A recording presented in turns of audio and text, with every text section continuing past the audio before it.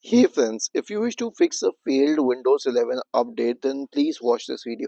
Now, ideally, they have this code 0x800 something for the Windows update, and the troubleshooting is accordingly.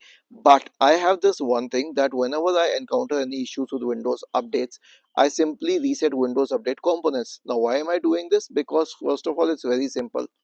All you need to do is copy and paste the script.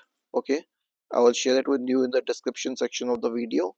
Search for command prompt and then click on run as administrator and then paste it here. Okay, now I'll tell you what this script does and why this is a one permanent solution. So it will stop all the services associated with Windows updates. It will delete the Windows update profile.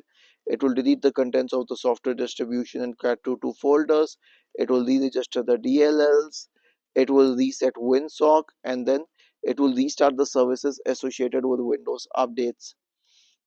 Now, this should be sufficient as a solution, but here's one more thing that you can try.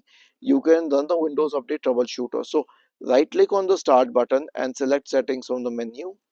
Go to the System tab on the list on the left hand side. In the right pane, scroll down and select Troubleshoot. Select Other Troubleshooters and then click on Run corresponding to the Windows Update Troubleshooter. Was this helpful? If yes, then please subscribe to the channel. If not, then let us know in the comment section of the video on how we could help you further. Thank you for watching this video and have a nice day.